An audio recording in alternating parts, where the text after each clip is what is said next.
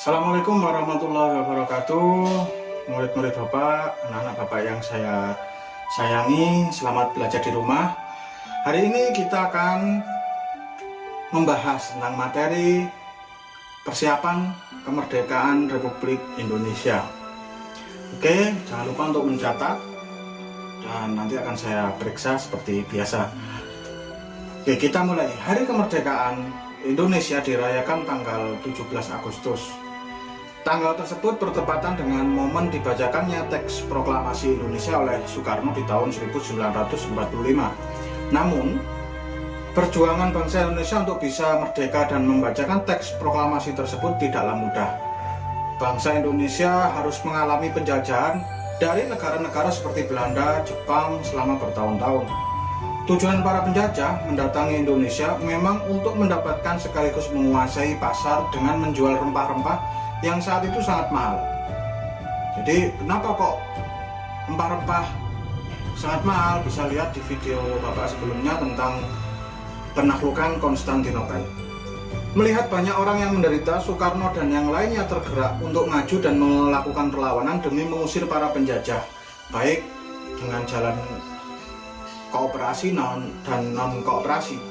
Pada akhirnya perjuangan mereka pun menuai hasil. Ada banyak peristiwa penting menjelang proklamasi bangsa Indonesia yang perlu Anda ketahui semua. Pertama, Jepang menyerah kepada sekutu. Jepang pada saat itu memang sedang menjajah Indonesia, namun mereka juga mengalami serangan dari sekutu pada saat Perang Pasifik. Pada 6 Agustus 1945 terjadi pengeboman Hiroshima oleh sekutu, sementara di Nagasaki pada tanggal 9 Agustus 1945. Akibatnya 14.000 penduduk Jepang yang menjadi korban dalam peristiwa itu. Hal ini yang membuat Jepang akhirnya mengaku kalah dari sekutu. Buntut dari momen tersebut, Jepang pun membebaskan Indonesia. Pihak Jepang menjanjikan pembacaan proklamasi kemerdekaan Indonesia pada 24 Agustus 1945. Berikutnya terjadi peristiwa Rengas Dengklok.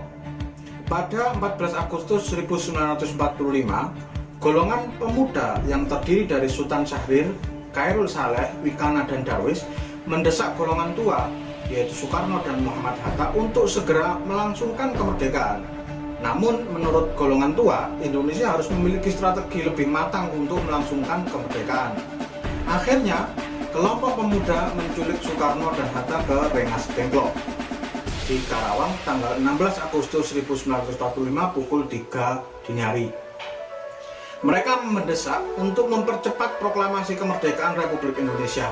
Lalu terjadilah kesepakatan antara golongan tua yang diwakili oleh Soekarno dan Muhammad Hatta dan Mr. Ahmad Subarjo dengan golongan muda tentang kapan proklamasi akan dilaksanakan.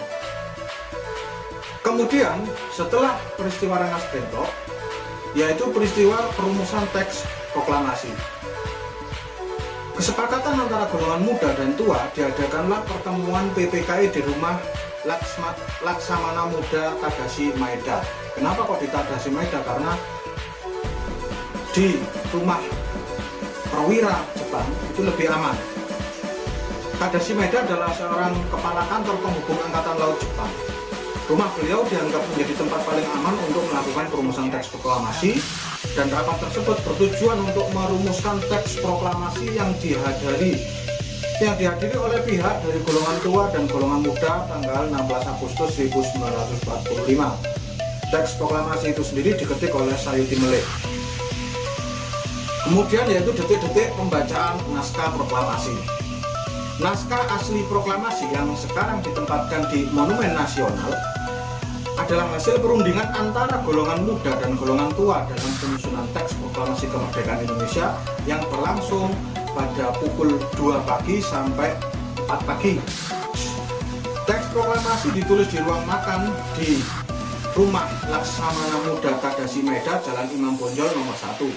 Para penyusun teks proklamasi itu adalah Insinyur Soekarno, Dr. Andes Muhammad Hatta, dan Mr. Ahmad Subarjo.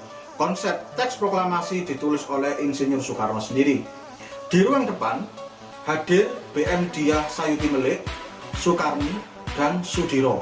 Soekarni mengusulkan agar yang menandatangani teks proklamasi itu adalah Insinyur Soekarno dan Dr. Andes Muhammad Hatta atas nama bangsa Indonesia. Teks proklamasi Indonesia diketik oleh Sayuti Melik. Pagi harinya 17 Agustus 1945 di kediaman Soekarno, Jalan Pegangsaan Timur nomor 56, telah hadir antara lain Suwiryo, Wilopo, Gafar, Pringgodikdo, Tobroni, dan Trimurti. Acara dimulai pada pukul 10 pagi dengan pembacaan proklamasi oleh Soekarno dan disambung pidato singkat tanpa teks. Kemudian bendera merah putih yang telah dijahit oleh Ibu Fatmawati dikibarkan. Disusul dengan sambutan oleh Suwiryo, Wakil Wali Kota Jakarta saat itu, dan Muwardi, pimpinan barisan pelopor. Pada awalnya, Trimurti diminta untuk menaikkan bendera, namun ia menolak dengan alasan pengerean bendera sebaiknya dilakukan oleh seorang prajurit. Oleh sebab itu, ditunjuklah Latif Hendraningrat, seorang prajurit peta, dibantu oleh Suhud untuk tugas tersebut. Seorang pemudi muncul dari belakang membawa nampan berisi bendera merah putih atau sangsaka merah putih yang dijahit oleh Fatmawati beberapa hari sebelumnya. Setelah bendera berkibar, hadirin menyanyikan lagu Indonesia Raya. Sampai saat ini bendera pusaka tersebut masih disimpan di Museum Tugu Monumen Nasional. Setelah upacara selesai, kurang lebih 100 orang anggota barisan pelopor yang dipimpin S. Brata datang terburu-buru karena mereka tidak mengetahui perubahan tempat mendadak dari Ikada ke Pegangsaan. Mereka menuntut Soekarno mengulang pembacaan proklamasi namun ditolak. Akhirnya Hatta memberikan amanat singkat kepada mereka.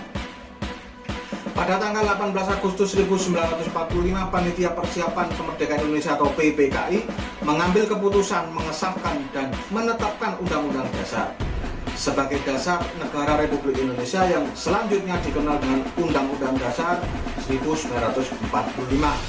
Dengan demikian terbentuklah pemerintahan negara Kesatuan Republik Indonesia yang berbentuk Republik NKRI dengan kedaulatan di tangan rakyat yang dilakukan sepenuhnya oleh Majelis Permusyawaratan Rakyat atau MPR yang akan dibentuk kemudian.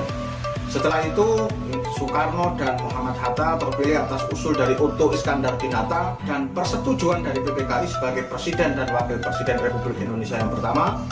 Presiden dan Wakil Presiden akan dibantu oleh sebuah komite yang disebut Komite Nasional. Kemudian pada setiap 17 Agustus, rakyat Indonesia selalu merayakan hari proklamasi kemerdekaan ini dengan meriah. Mereka melakukan lomba-lomba seperti panjat pinang, lomba makan kerupuk, dan upacara militer di Istana Merdeka. Dengan mengetahui secara jelas dan rinci serta kemauan untuk mempelajari sejarah kemerdekaan Indonesia dan perjalanan panjang yang harus ditempuh oleh bangsa Indonesia dalam mencapai kemerdekaan tentunya akan semakin menambah rasa kecintaan dan nasionalisme diri kita. Oke anak-anak, selamat belajar di rumah. Jangan lupa catatannya nanti dikumpulkan ke Bapak buat Google Classroom. Bapak tunggu. Sekian, istiqomah, semangat. Assalamualaikum warahmatullahi wabarakatuh.